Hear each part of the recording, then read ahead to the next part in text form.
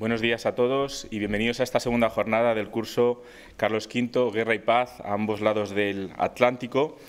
El bloque de hoy lo hemos titulado Violencia y paz en la conquista de nuevas tierras al otro lado del Atlántico, problemática de la guerra justa, un tema que ya en parte tocamos ayer y que hoy vamos a comenzar con la profesora Rosa María Martínez de Codes, que es además codirectora del curso. Ella es catedrática de Historia de América en la Universidad Complutense de Madrid, fue vicepresidenta de la Asociación Europea de Historiadores Latinoamericanistas entre el 98 y el 2003, años en los que también dirigió la Subdirección General de Asuntos Religiosos en el Ministerio de Justicia de España. En la actualidad es vicepresidenta de la International Religious Liberty Association, con sede en Washington, y de la Academia Europea, que si no me equivoco tiene sede, es miembro de la Academia Europea.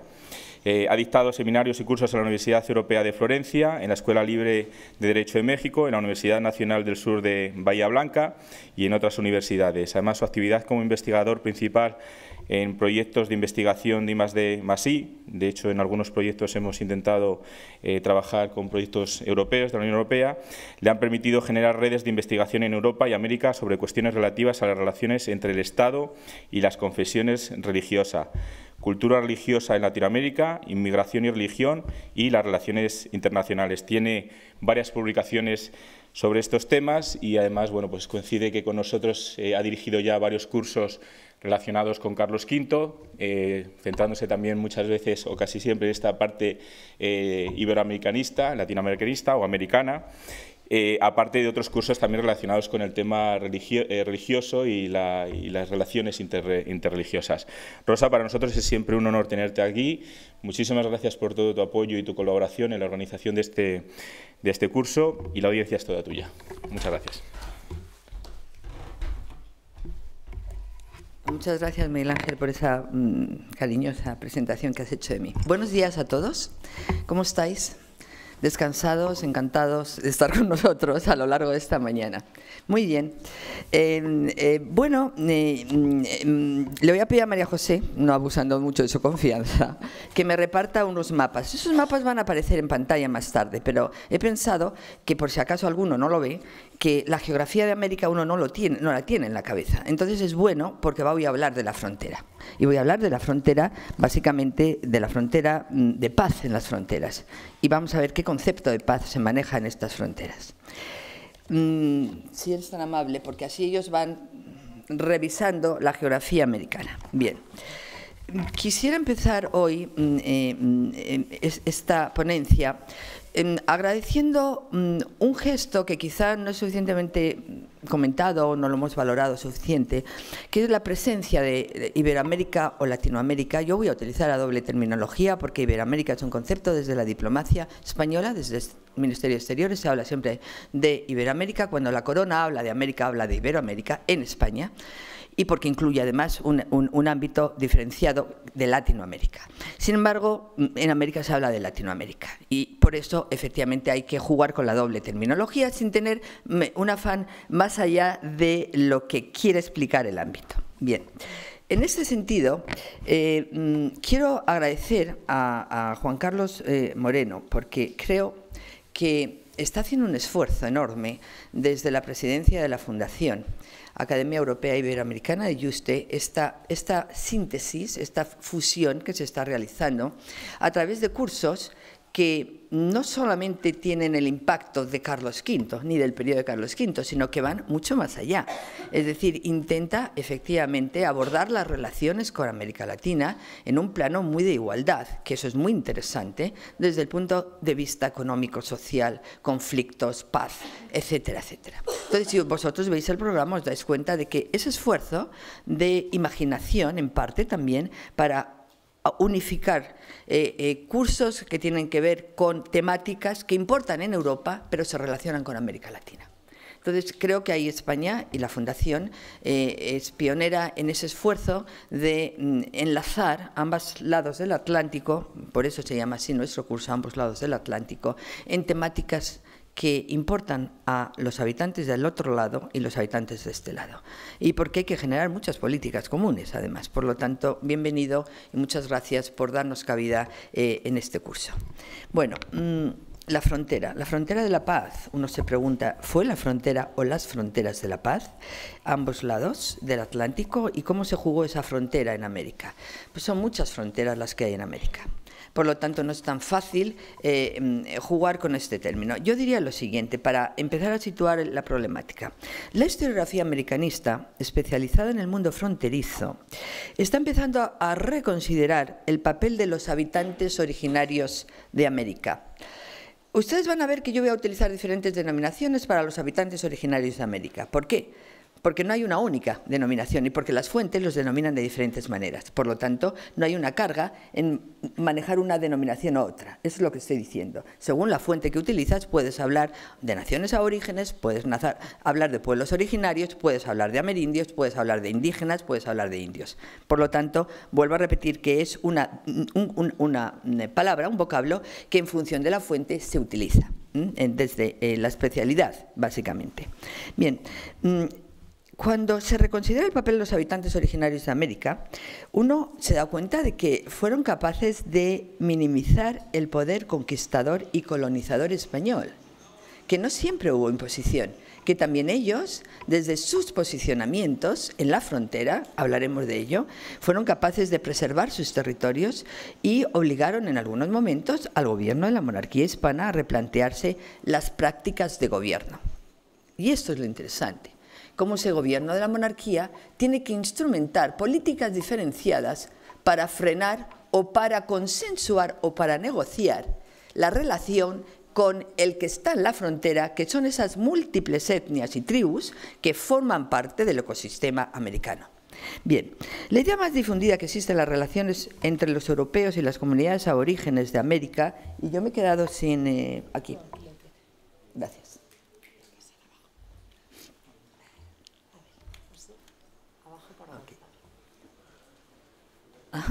La idea más difundida que existe de relaciones entre los europeos y las comunidades aborígenes de América es la del conflicto permanente, producto, claro, del deseo de dominación de los conquistadores dispuestos a utilizar todos los medios a su alcance para lograr sus objetivos, y la resistencia mayor o menor de los indígenas ante la pérdida de la independencia y la aceptación de un vasallaje que se le imponía por la fuerza. Es decir, se trata de transmitir la imagen de una guerra implacable y cruel. El antagonismo que ven en pantalla, en esta imagen, es una miniatura de Clovis. Clovis fue uno de los grandes miniaturistas de la corte, de la corte de Felipe II.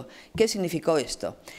Que ya en 1530-35 es consciente el español de la leyenda negra que empieza a funcionar sobre el maltrato al indígena. Y por eso aquí vemos, en contraposición, una imagen que desborda esa visión negativa, intentando transmitir a Europa la idea de que el aborigen, claro, no era el buen salvaje, que el aborigen también tenía sus dificultades porque utilizaba prácticas de sacrificios humanos, comía carne, etcétera, etcétera. Y esto implicaba, por lo tanto, una visión confrontada con la que la leyenda negra empezaba a manejar en los escenarios europeos. Por eso la he traído aquí, porque en realidad esta ilustración y el texto de esto, lo que transmite, se encuentra dentro de esa, yo llamaría una ofensiva literaria, que desde la monarquía se lanzó para contrarrestar el efecto de esa leyenda negra que empezaba a funcionar sobre la empresa española en Indias. La visión parcial de las relaciones interétnicas que se lanzó a través de imágenes de violencia, no facilita para nada el carácter, yo diría, bidireccional de las relaciones que se establecen con las naciones indígenas, desde el derecho y desde la sociedad. La historia de los pueblos amerindios conoció tiempos de guerra y tiempos de paz, la misma dualidad, guerra y paz, que puede observarse en la historia de Europa en el 500. Por ello, en esta ocasión, yo creo que resulta oportuno rescatar los vínculos interétnicos pacíficos mantenidos en el nivel estatal, es decir, desde el gobierno indiano, plasmados en tratados verbales o escritos, con las implicaciones jurídicas y sociales que tuvieron estos tratados.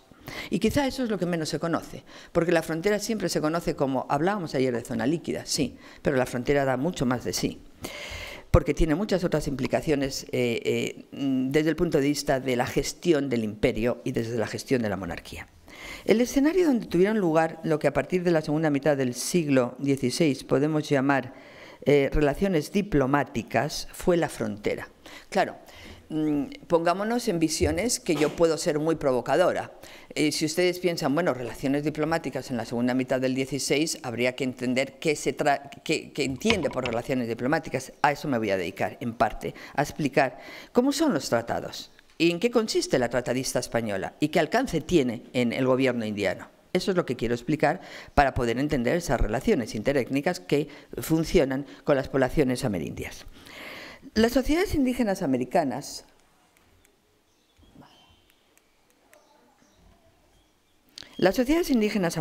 principales protagonistas de los tratados fronterizos que se conocen, y son más de 200, se situaban en el centro, voy a dibujar algunos escenarios, no todos, en el centro sur de Chile, la zona de la Araucanía, estoy pasando los mapas, la zona septentrional de México, los chichimecas, donde estaba la población más belicosa, no controlada desde el virreinato hasta finales 1570, pondría yo finales del XVI. También la tenemos esa frontera natural de no sometimiento a la jurisdicción del monarca. También la tenemos en la frontera meridional de América, en la zona de la Pampa, en la zona patagónica. Bien. Si bien es cierto que cada una de estas fronteras desarrolla su propia historia, se dan elementos comunes que van a caracterizar a todas ellas. En todas ellas hubo enfrentamientos bélicos y en consecuencia se hicieron pactos con entidades imperiales o estatales prehispánicas, incluso antes de la llegada de los españoles. En todas ellas se produjo un fenómeno de asimilación. ¿Asimilación cómo? Asimilación a través del comercio, en gran medida. Asimilación, en parte, a través de los contratos y de los tratos en ganadería vacuna, en ganadería lanar, en caballos, en armas. Es decir, elementos que van a ser instrumentalizados por las poblaciones indígenas para frenar el avance de los europeos. En el momento que conoces los instrumentos y las herramientas, los vas a utilizar en favor de tu propia defensa como pueblo aborigen. Y bueno, en este sentido, yo no puedo hablar de todas las fronteras, pero sí quiero hablar primero del concepto que se quiere transmitir en esa frontera. Y para ello voy a hablar brevemente de unos antecedentes teóricos del pactismo en la península y en Indias, porque es la clave para entender cómo se modifica el gobierno de las Indias con respecto a estas fronteras. En el mundo hispano, el pacto o tratado proviene de una tradición tratadista cuyas primeras referencias se sitúan, bueno, desde la historia del derecho. Tenemos a un gran maestro que da la casualidad de que lo ha estudiado mucho, que es la memoria, y además aquí la honro, y me gusta mucho mencionarlo, de don Alfonso García Gallo, uno de los especialistas en derecho castellano y en derecho de Indias. Fue uno de los primeros que inició en el año 75 los estudios sobre derecho indiano. Bien.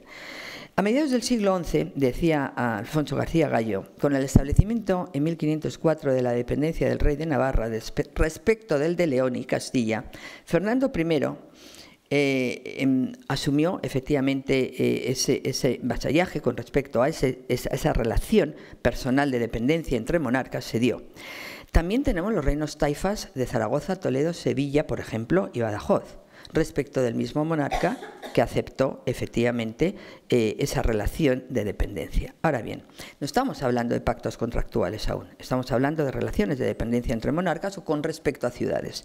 Ahora bien, a pesar de esta praxis pactista, a nivel de esos reinos taifas en la península, en el plano interno, la doctrina oficial continuaba considerando al rey como señor natural y absoluto de su reino. ¿Os dais cuenta del doble nivel?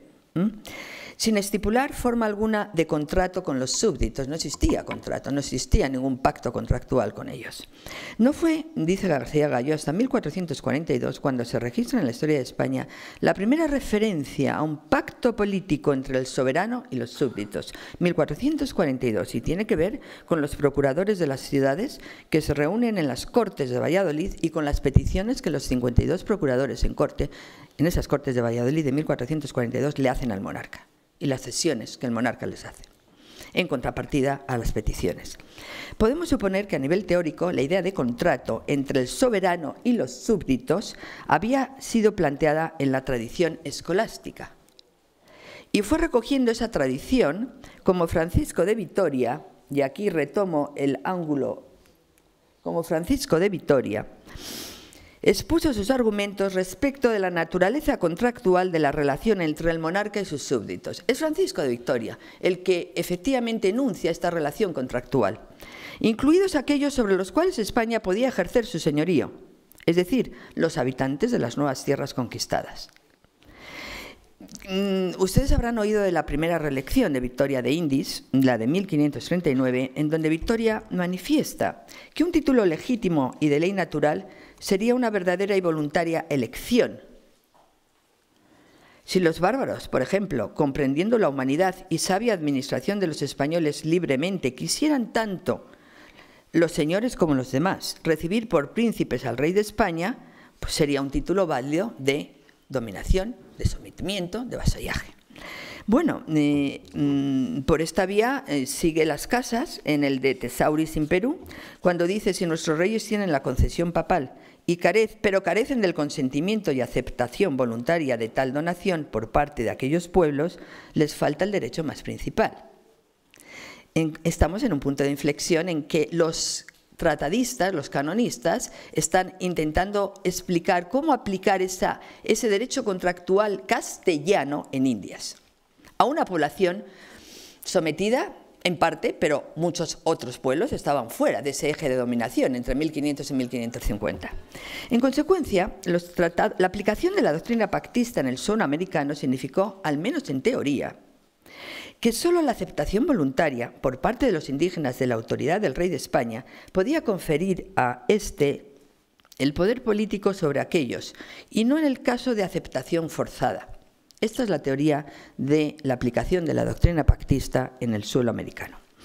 En consecuencia, los tratados realizados en América entre los representantes de la monarquía hispánica y los representantes de las comunidades indígenas en los inicios de la conquista, me voy a ir a principios del 16, pueden ser vistos como la manifestación americana de esta tradición pactista peninsular, aunque están exentos de la voluntad contractual del indígena.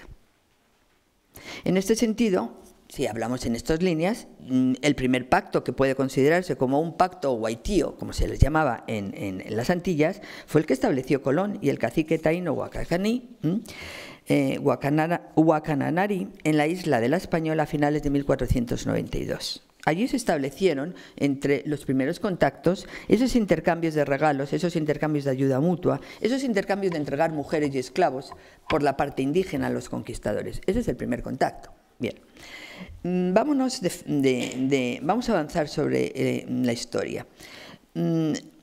Se ha constatado la existencia de convenios hispano-indígenas entre finales del siglo XV y la primera mitad del siglo XVI, pero no se puede desconocer que las formas que funcionaron, no contractuales de relación, estaban fundamentadas en la amenaza y en el uso de la violencia.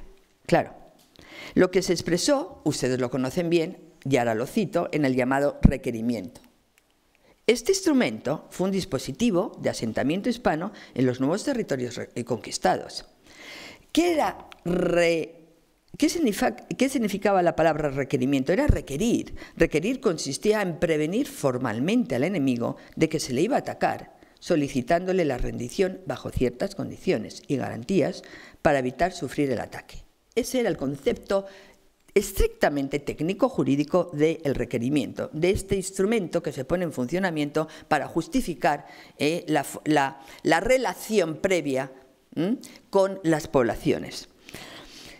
Este requerimiento de 1514 fue redactado por uno de los grandes canonistas de corte, Juan López de Palacios Rubios, y no fue propiamente un tratado, no fue un acuerdo entre partes soberanas, pues imponía unilateralmente una decisión respaldada por la fuerza de las armas, con la finalidad de justificar la presencia española y la guerra. Esta es la realidad del requerimiento.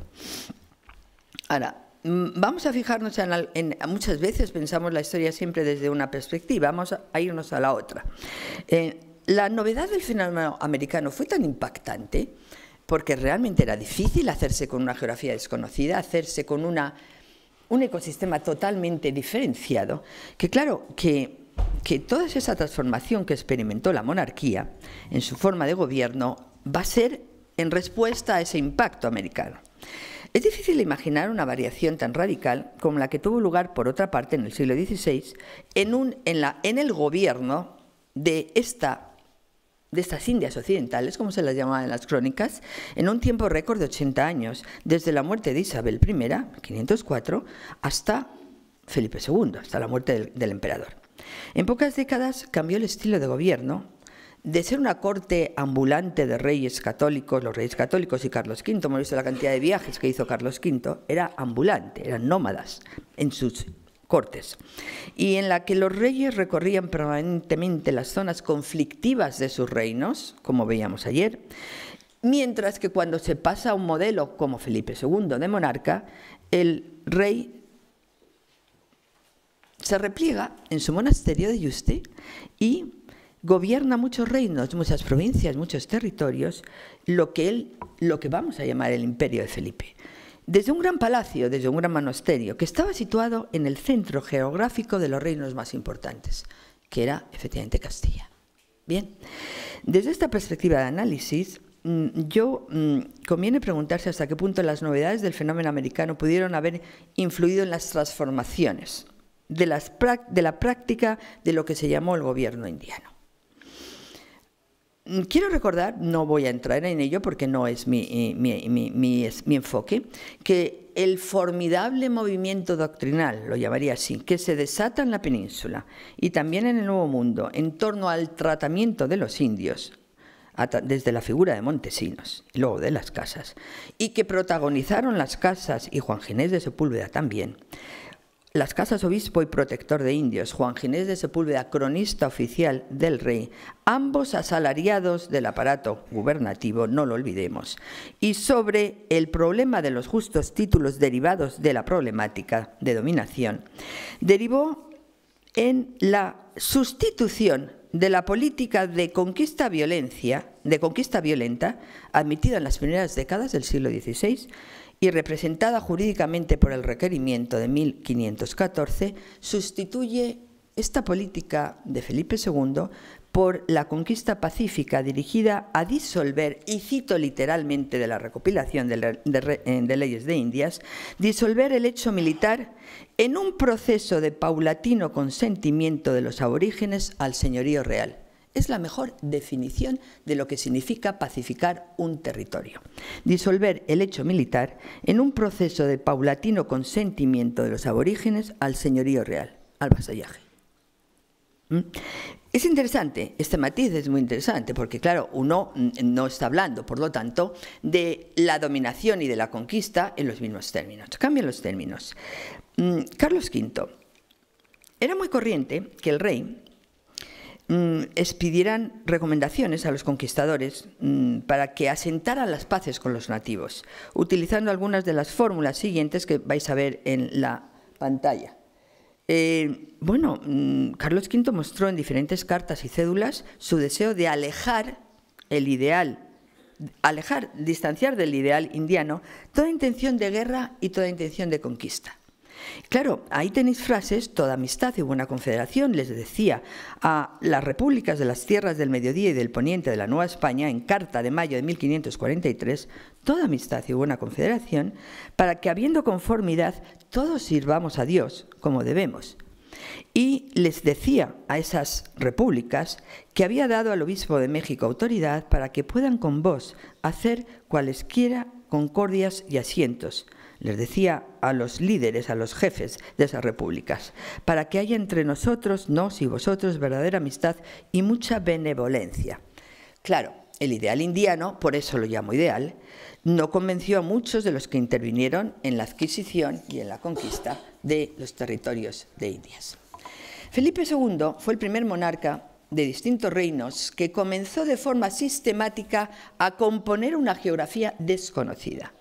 Este es el inicio de sus relaciones geográficas. Hay que conocer el territorio.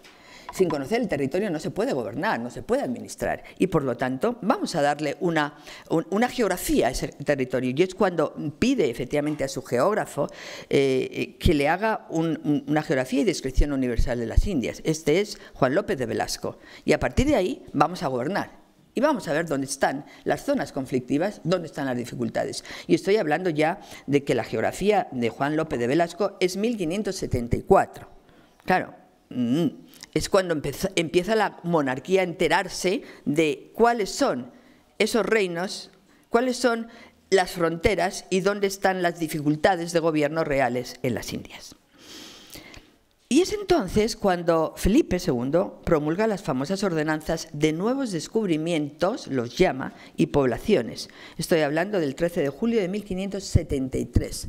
Nuevos descubrimientos y poblaciones. Ha cambiado la terminología, porque ahora estamos ante un concepto de gobierno diferenciado. Y fíjense por qué. Voy a ver un poquito.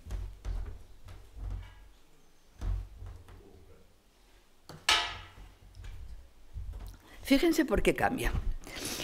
La primera razón del cambio fue la distinta interpretación, hay muy pocas veces que se asocie este concepto, que se tendió a hacer de la donación pontificia a los reyes católicos.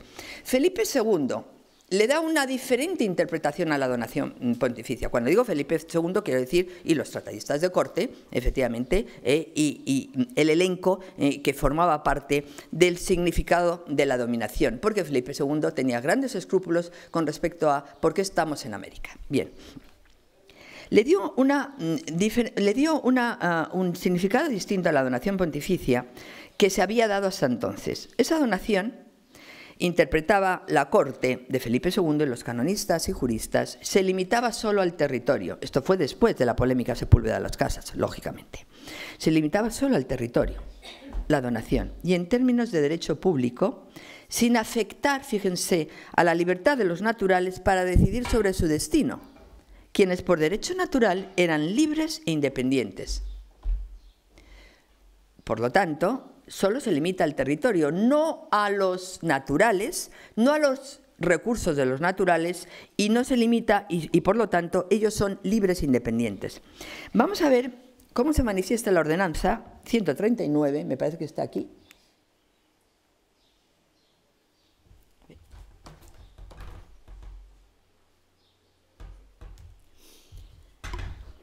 ¿Cómo se manifiesta la ordenanza de nuevo descubrimiento de población, la 139, que ha sido, por cierto, muy estudiada por una compañera del departamento que se llama Milagros Valls, que también quiero mencionarla en esta ocasión? Habiendo acabado de hacer la población y edificios de ella y no antes, el gobernador y pobladores, con mucha diligencia y santo celo, traten de traer la paz al gremio de la Santa Iglesia y a nuestra obediencia a todos los naturales de la provincia.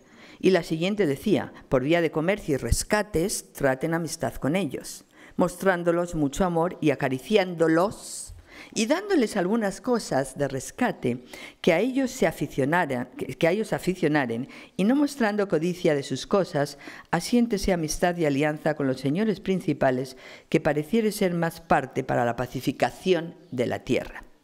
La nueva política indigenista de la corona castellana no convencía a todos, y otros juristas de corte siguieron pensando como antes, es decir, que el dominio y jurisdicción de la concesión papal fue general y absoluto. Pero ya tenemos una doble vía aquí. Hay juristas que piensan que ese dominio no es absoluto, no recae, solamente recae sobre el territorio, no sobre los pobladores del territorio, y hay otros que están utilizando esta vía. Por entonces, la doctrina internacionalista de Francisco de Vitoria, en sus relecciones teológicas, impresas por primera vez en Francia, 1557, y luego en Holanda, en Alemania, en Italia, varias veces en los siglos XVI y XVII, había encontrado su impacto o su eco en las universidades europeas. Hablando de la obligación de las leyes naturales insertas en el ser propio de los hombres y de la dignidad de los pueblos indios, afirmaba Francisco de Vitoria: los indios tienen cuidado, tienen ciudades. Esto es, no sé si está en la primera o en el segundo. No, esta es la 139.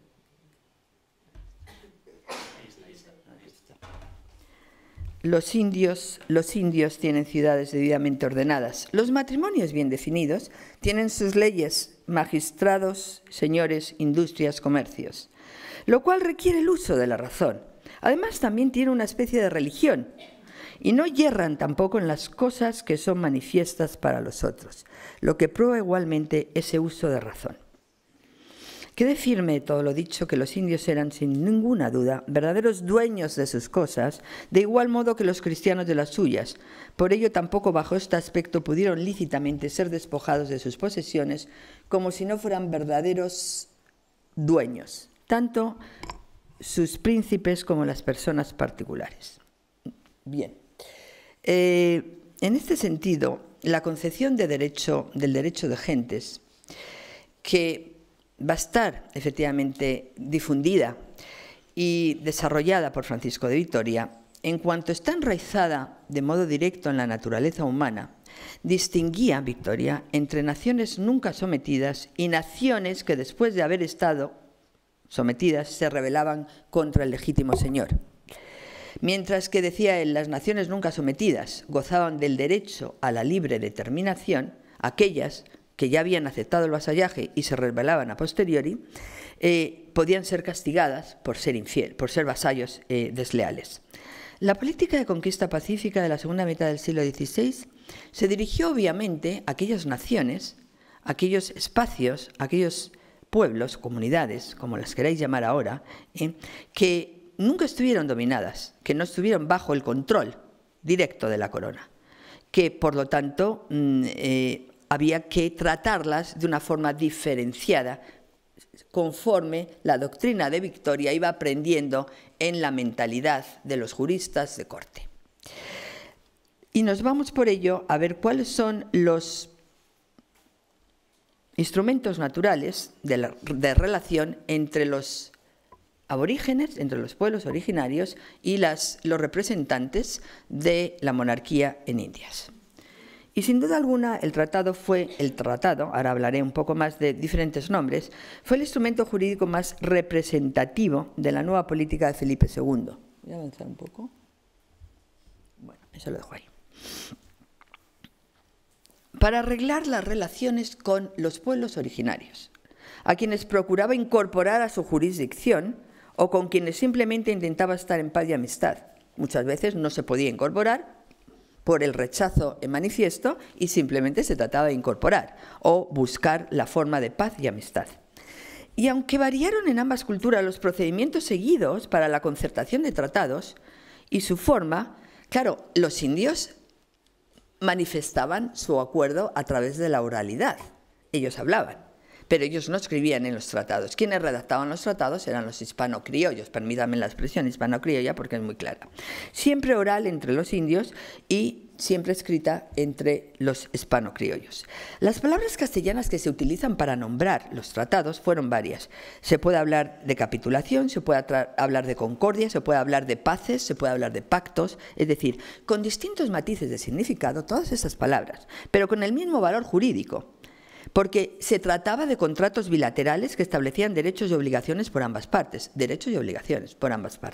y cuyos términos debían cumplirse de buena fe, aunque no fuese igual el reparto de las cargas. Cuando uno piensa en un contrato, uno piensa que ambas partes de alguna manera tienen el mismo reparto de obligaciones. Muchas veces no, tienen un reparto desigual de cargas y de obligaciones, pero no deja de ser un tratado bilateral en donde ambas partes asumen ese compromiso.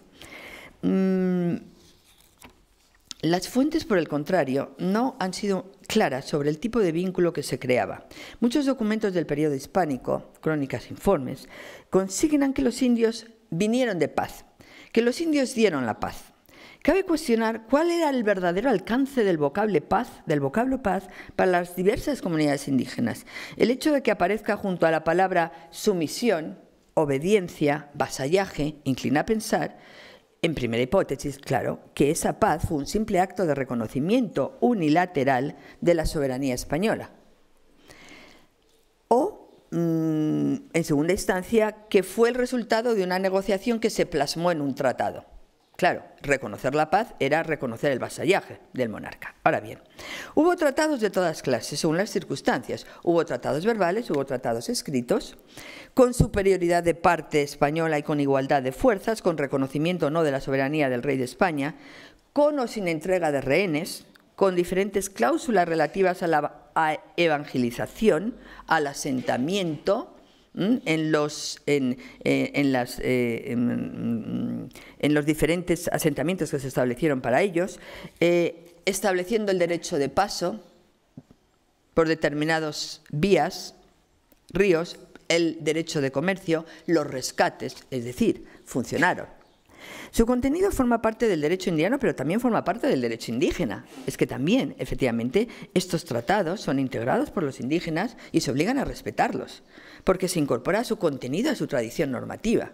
No es que no tuvieran ninguna tradición normativa, claro que la tenían. Lo que se podría llamar el derecho indígena, que para el especialista en derecho indiano tiene unas connotaciones muy especiales, pero que en realidad son esas normas de su derecho consuetudinario, diríamos, que forman parte de su tradición y que les han permitido desarrollarse, como yo citaba, casarse, tener matrimonios, tener hijos, tener, efectivamente, y tener incluso una religión extraña, como decía Victoria.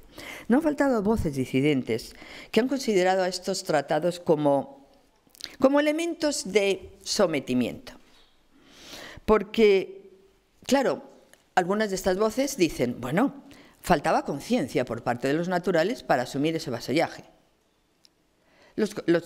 Cuando se sometían los indios a esos tratados o cuando se encontraban, ahora veremos la representación que se hacía de esos tratados en los parlamentos, cuando se les sometía, ellos eran conscientes de lo que firmaban, conscientes de lo que se acordaba, y bueno, las fuentes disponibles, permítanme que lo diga, editadas en colecciones documentales y en obras historiográficas del siglo XVII, en adelante, acreditan en general, y ahí tienen, esto es el estudio que he pasado de los mapas sobre la frontera mapuche hispano-criolla, en donde efectivamente está súper documentado que en general hubo una participación consciente de los indígenas, que los españoles por su lado y los indígenas por el suyo conocían la técnica de la celebración de tratados y que cada parte aplicó su propia experiencia. Esa es la realidad. No estoy hablando del siglo XVI, de la primera mitad, estoy hablando del XVII y del XVIII. Y ahora voy a dar un paso más. El procedimiento que se utilizó para la negociación llegó en su forma más compleja, a la reunión de los llamados parlamentos indígenas. Cuando era costumbre de la nación aborigen que participaba en ello, se hacía una representación de ese acuerdo internacional entre pueblos, entre naciones, utilizando la nación entre comillas, evidentemente.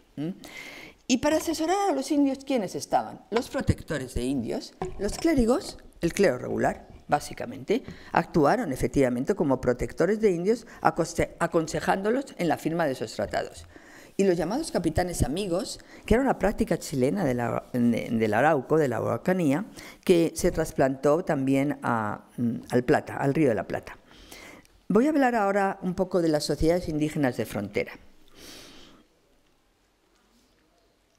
Se puede decir que la relación entre las sociedades indígenas de frontera, la que mantienen con los hispanos criollos, en pugna dialéctica, fue una confrontación dialéctica entre guerra y paz, permanentemente. Por eso, disociar la paz de la guerra no tiene sentido en este mundo americano, no tiene sentido. El aspecto más relevante fue la aparición de una forma de entendimiento nuevo, que tuvieron que desarrollarla en base a esa coexistencia en la frontera. Y esa forma de entendimiento fueron los parlamentos, que invitaban a reflexionar, fue la diplomática, como la llamaríamos hoy en día, que invitaban a reflexionar sobre la otra cara de la violencia y de la conquista por la fuerza. Visto con retrospectiva, visto desde la perspectiva actual, el grado de desarrollo de las relaciones diplomáticas establecidas con los indígenas no dominados de la América hispana posibilitó cimentar, fíjense ustedes, nada más y nada menos, que las bases de la seguridad de los confines del Imperio español. La paz tenía una finalidad, que era cerrar las fronteras a otros posibles imperios que en el 17 quisieran entrar en el ámbito de expansión hispano-criolla. Por eso tenía un significado básicamente de defensa y de seguridad del imperio. Y esto es interesante, claro, porque esos parlamentos tenían también esa finalidad. La administración hispana dentro de la nueva geopolítica colonial fue tomando conciencia de que había puntos débiles en sus posesiones y que los recursos económicos y el valor estratégico de esos territorios habitados por aquellas sociedades había que ponerlo en valor, había que buscar fórmulas para proteger esas zonas sensibles, porque los intentos de controlar estos cierres continentales, estos territorios estratégicos, provocaban largas guerras y sangrientas. Si hablamos del conflicto que generó la mayor transformación de la diplomacia fronteriza, yo hablaría del conflicto del Arauco, de la guerra del Arauco, y la importancia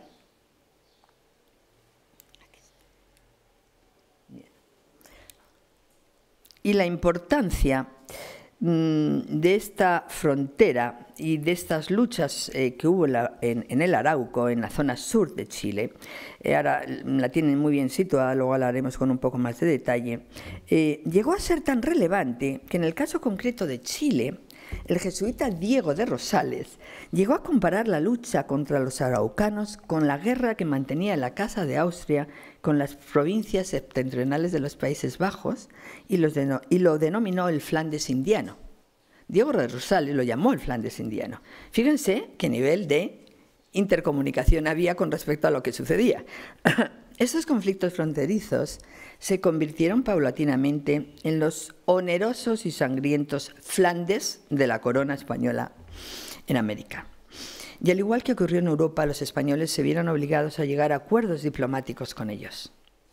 Por eso decía que la paz era la contrafaz de la guerra.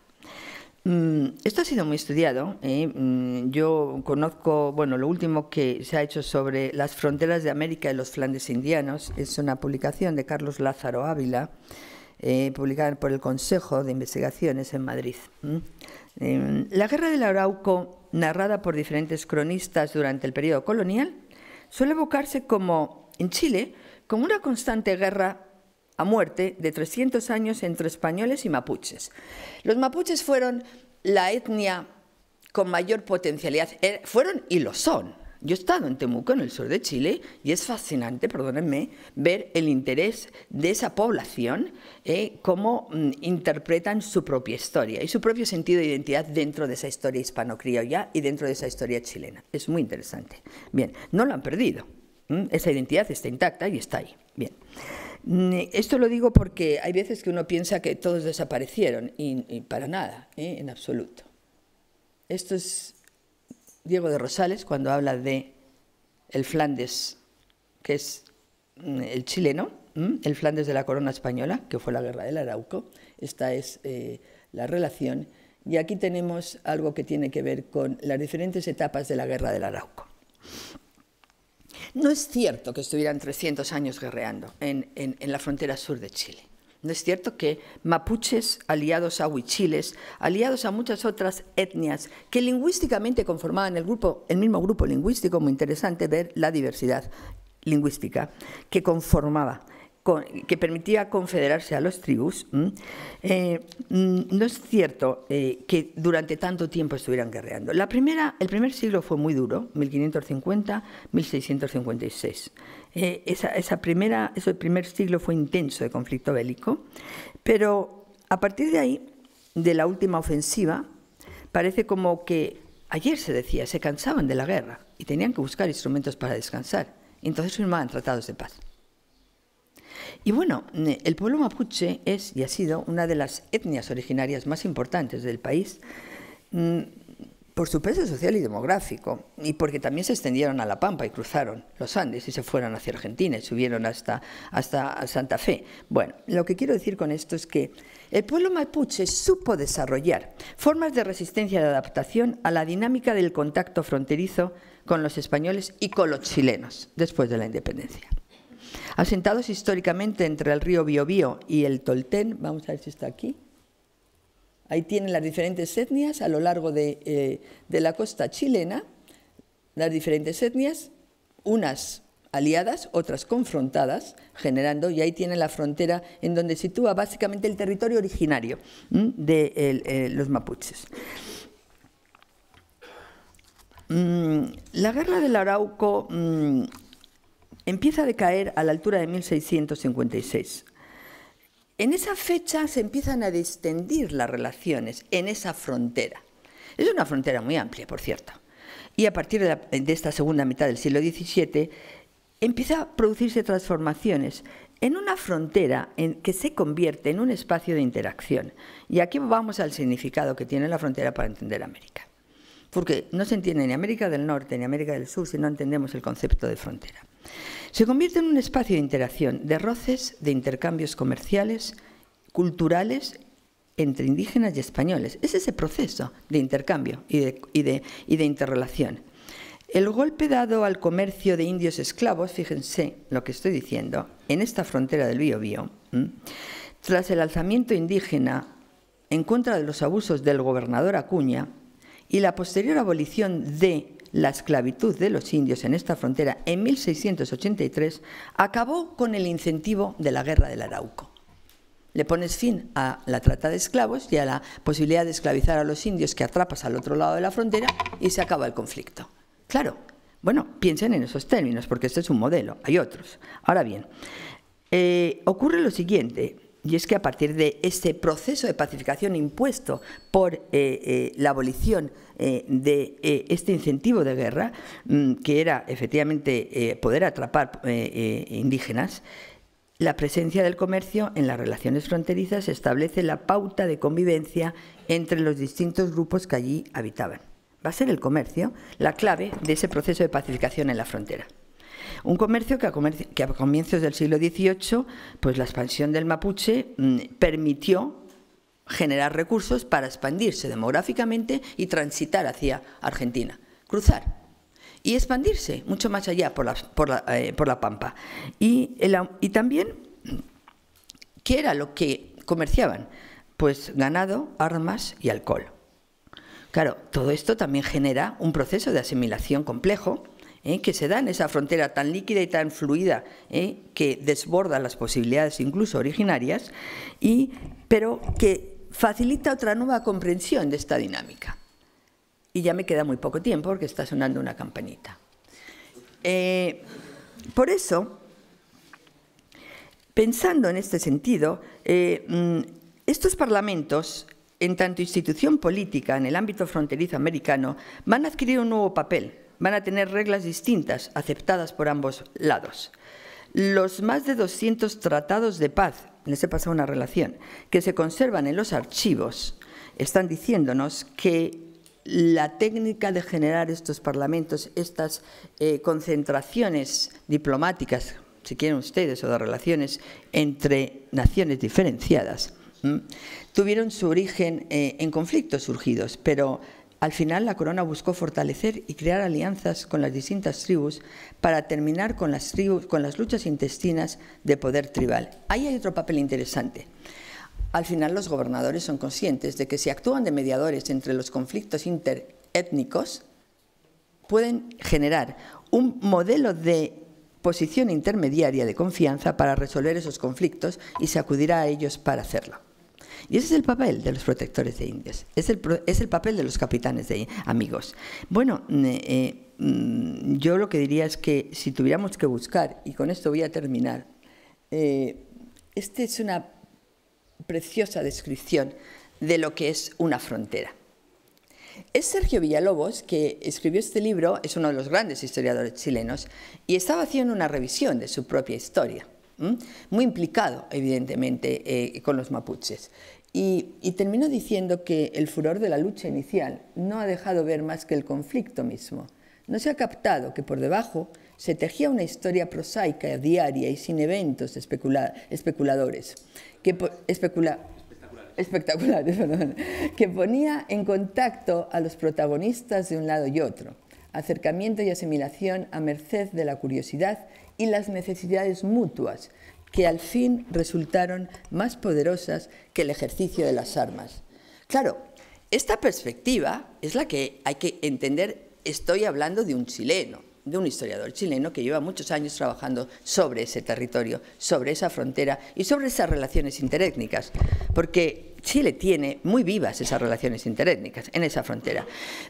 Yo podría hablar también del Gran Chaco, en la formación territorial de la frontera con Brasil, porque el Chaco es otra de las zonas fronterizas apasionantes que tiene América, que permitiría, esto es los mapas que he pasado para que vean las diferentes reuniones de parlamentos, como ellos los llamaban, en donde se reunían representantes de autoridades españolas, hispano-criollas, indígenas, para redactar esos tratados y que están efectivamente, esta es la geografía donde tienen lugar esos tratados a lo largo de la costa chilena.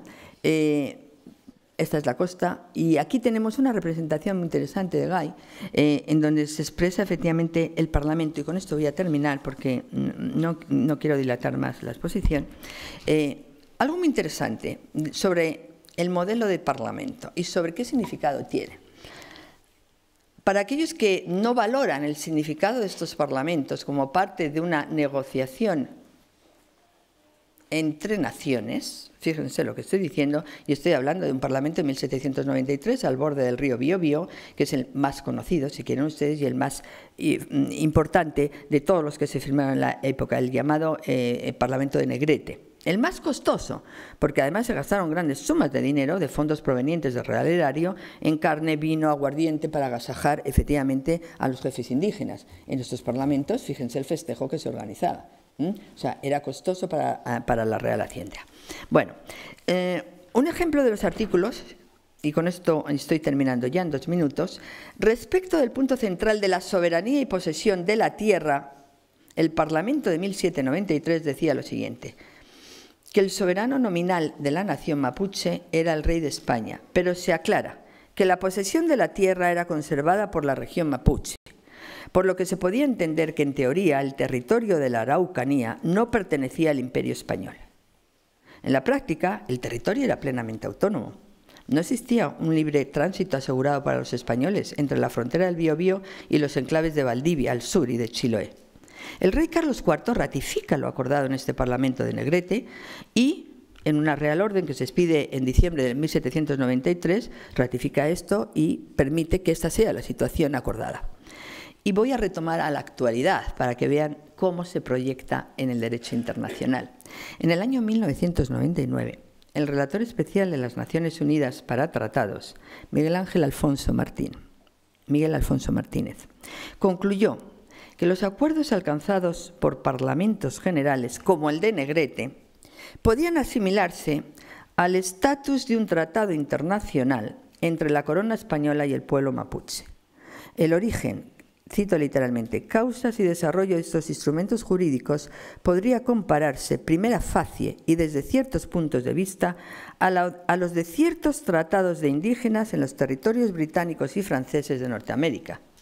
Claro, fíjense en la diferencia, esto por eso lo traigo a colación. Cuando hablamos de la frontera norte, cuando hablamos de la expansión de las 13 colonias anglo-norteamericanas sobre el territorio de lo que hoy es Estados Unidos, hablamos de los múltiples tratados que la administración de Jefferson, de Monroe, hizo con las poblaciones aborígenes. Sin olvidar el famoso Camino de Lágrimas, que efectivamente sacó de los estados originarios del norte del Caribe, Carolina del Norte, etcétera, etcétera, Luisiana, y se los llevó a Oklahoma. Y pensamos siempre que esos indios fueron, mediante tratados, desplazados hacia el oeste. Eran tratados internacionales, se reconocen como tratados internacionales. Y sin embargo, los que se firman en el continente sur, los que firman los hispano-criollos con las poblaciones aborígenes, ¿por qué no pueden tener ese reconocimiento internacional? De aquí viene la reclamación del pueblo mapuche de que se le considere un tratado internacional al Parlamento de 1793 y se proyecta en el derecho internacional actual.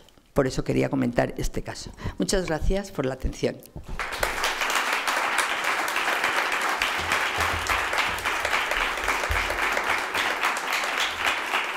Muchísimas gracias, profesora de Codes. La verdad que me ha parecido una ponencia interesantísima, sobre todo en lo referente a ese concepto de frontera, que me hacía reflexionar también esta exposición, lo privilegiados que somos a la hora de poder atender a cómo se formaron esas fronteras en un terreno desconocido. He apuntado una frase que me ha llamado mucho la atención y que incluso me la traería al presente, ¿no? Cuando has dicho que la paz tenía el fin de cerrar las fronteras, precisamente para definir el territorio y protegerse del exterior. Claro, en Europa en los últimos 500 años hemos ido viendo cómo las fronteras han ido cambiando con esas guerras. Aquello era un terreno desconocido donde las fronteras tenían, digamos, otra visión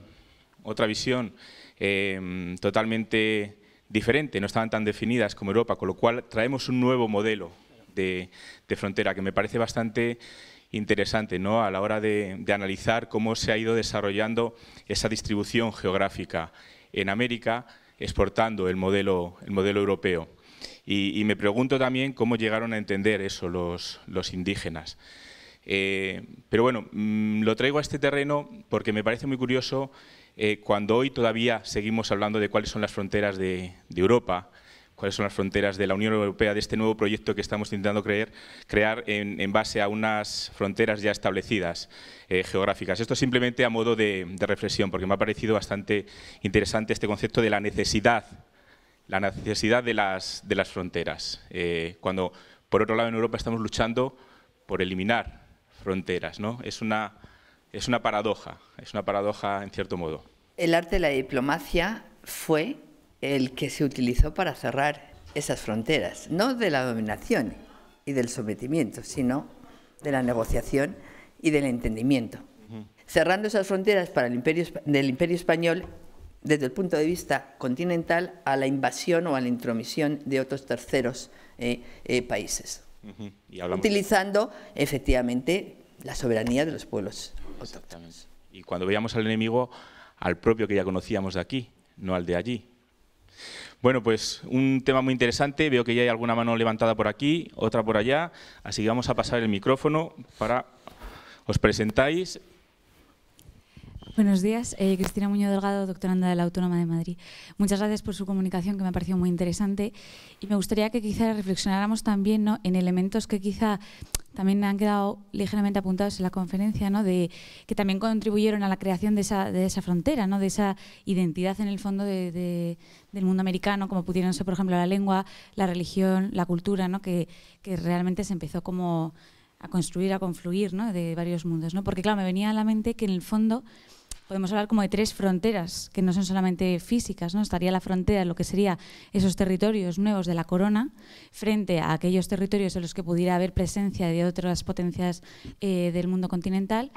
Por otro lado, estarían las fronteras dentro de ese mismo territorio de la monarquía española, ¿no?, pues los distintos virreinatos, o sea, y al mismo tiempo las fronteras ya preexistentes a la llegada de los españoles entre las distintas comunidades indígenas, que siempre, ¿no?, pues a veces un poco por la comodidad del lenguaje hablamos, ¿no?, de los indígenas como si fueran un colectivo único, cuando en realidad no lo son. O sea, son varios mundos indígenas, hay muchas, ¿no?, distintas etnias, ¿no? Entonces eso, a la hora efectivamente de crear una unidad, una identidad, cómo se gestionan, ¿no?, estos elementos que apunta al principio de la religión, de la lengua, de la educación, cómo esos aspectos confluyen y ayudan a refortalecer esas fronteras. Me gustaría como que me expusiera su opinión o reflexionáramos un poco también en estos elementos. Bueno, es muy bonita la diferencia, gracias por la pregunta, Cristina. Es muy bonita la pregunta que me haces con respecto a la triple frontera que se puede encontrar en América, ¿no?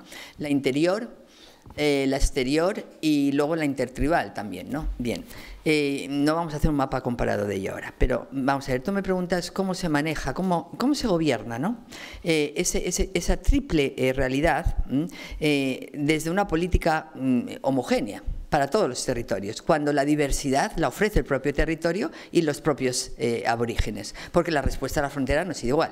En todas no es igual. Entonces, claro, tú me dices, ¿cómo sé?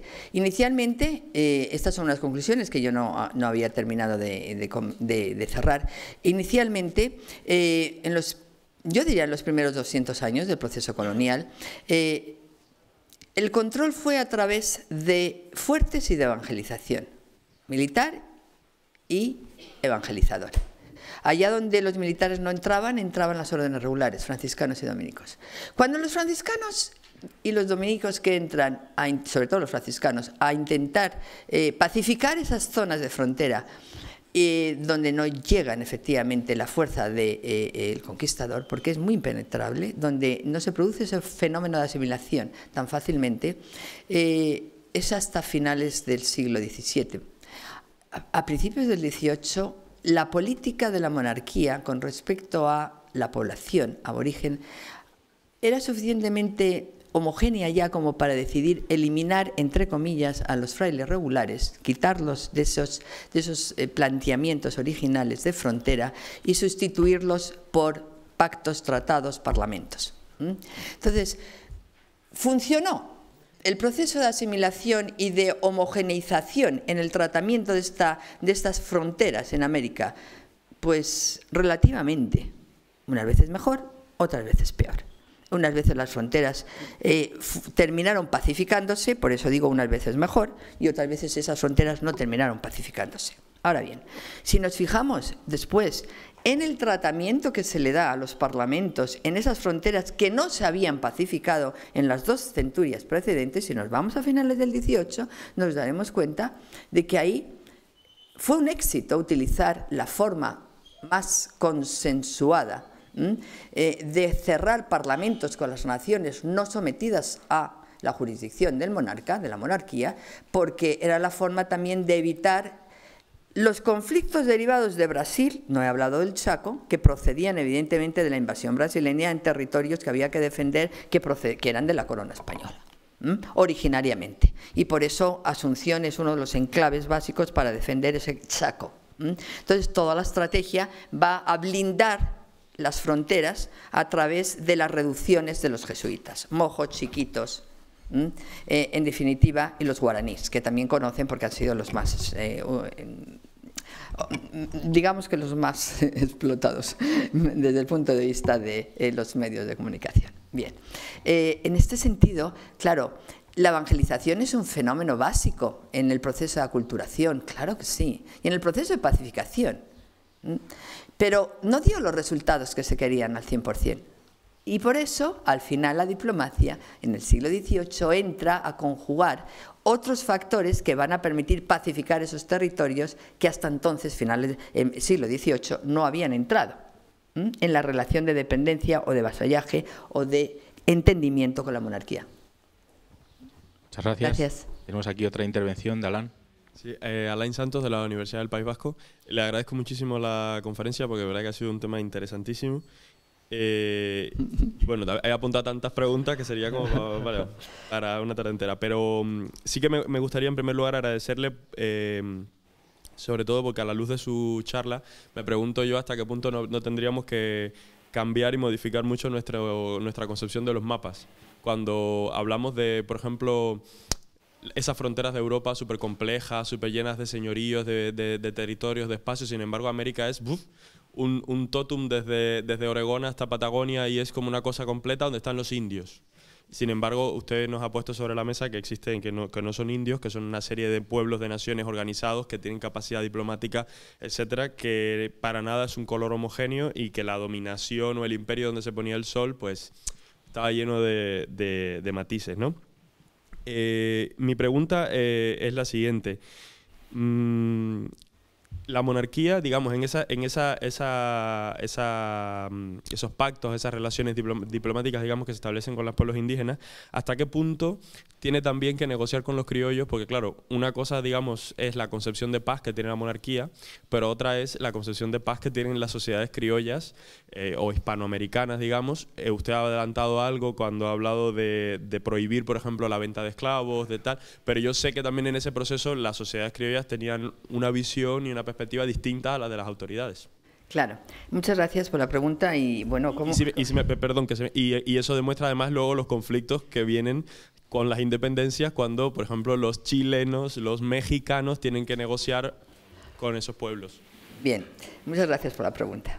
Me alegro mucho de que descubras que la geografía americana es múltiple, diversa, variada y que te da la clave para entender la historia, ¿no? Porque es mirando los mapas como uno entiende la historia. Yo, de paso, hago aquí un inciso diciendo, por favor, estudiar historia con mapas, porque es que si no, no se entiende nada. Entonces, gracias a Dios, con respecto a esa diversidad, detrás de mí viene la profesora Concepción Bravo, que va a explicar muy bien todo lo que significa esa política y esa variación y esa variedad de pueblos. Bien, con respecto a, sí, hispano-criollos, el papel de los hispanos criollos en este mundo fronterizo, complicado, complejo.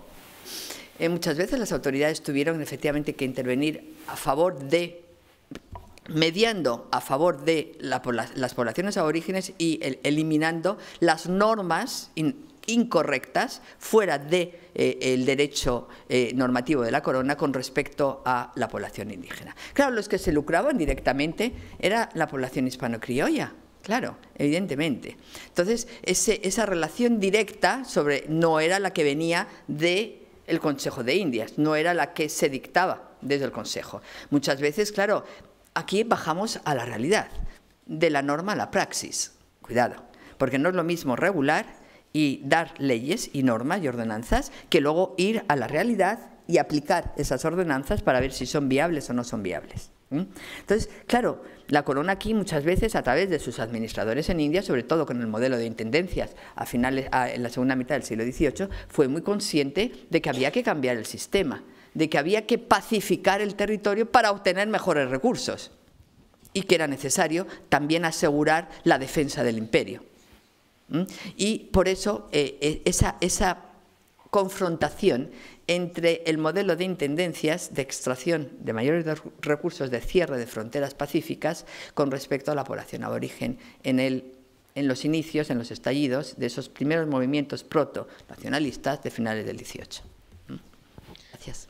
Muy bien, muchas gracias. Tenemos que cortar ya aquí porque se nos ha ido el tiempo. Veo alguna mano todavía levantada, pero esta tarde os recuerdo que tenemos una mesa redonda que en el mismo formato que seguimos ayer vamos a tener la oportunidad de seguir haciendo esas preguntas y poniendo esas dudas sobre la mesa que nos quedan pendientes. Así que un aplauso muy grande a la profesora Martínez de Codes.